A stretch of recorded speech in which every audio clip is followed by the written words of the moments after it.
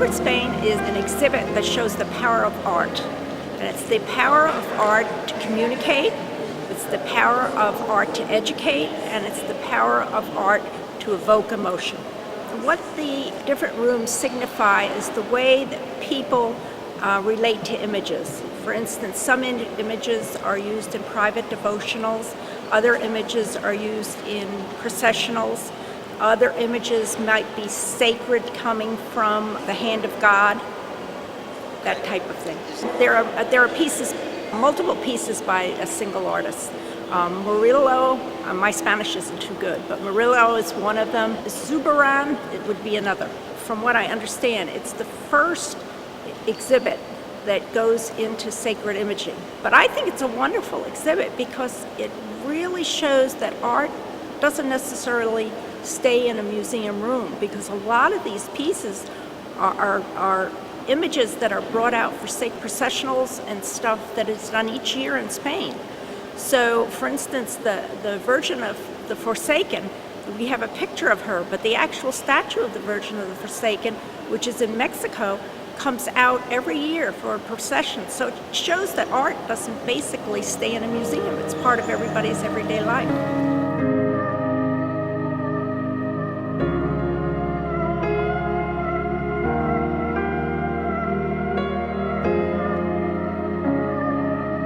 What I get from it is just the sense that a lot of people back then really liked having pictures of holiness, holy people around where they could focus on what holiness was supposed to look like. When I saw the pictures in the first gallery,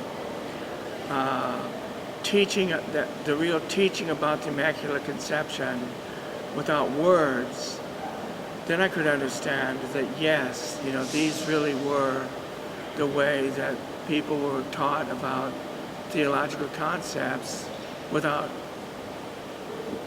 big, dense, theory-packed volumes of words. And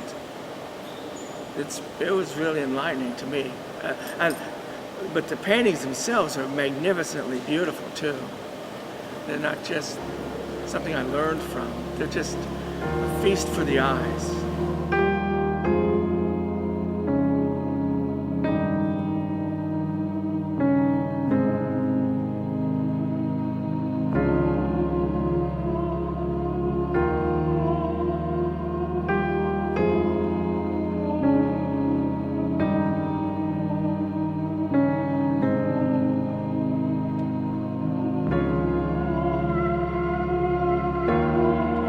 For this exhibition, Sacred Spain, we thought about how we could enhance the visitor experience.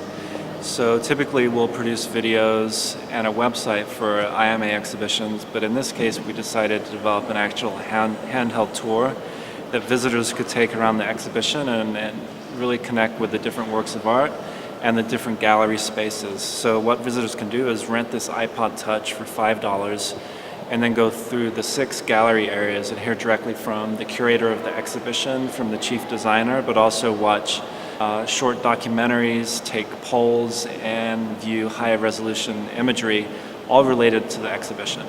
The concept for the iPod Touch was developed by the technology teams at the IMA, and in this case, we thought it would be a good experiment to see what we could do with a handheld for this major show, but also with some other shows coming up next year, one of which will be the 100 Acres Park that'll open in June. And we thought if we developed this platform for this exhibition, it could be something we use moving forward. We oversaw the content development for this digital experience, but that meant we worked very closely with the curator of the show. So really, it's about tapping into their knowledge base to provide the accurate information and content that's engaging. So as you can imagine, for a religious show like this, it's something that we really had to think about and be creative in addressing many of the themes of the show to provide visitors with really entry-level access to what could be some really difficult information. Come into the exhibition, give us $5, and we'll give you the iPod Touch and headphones. You put that on, turn it on, and then walk through the exhibition.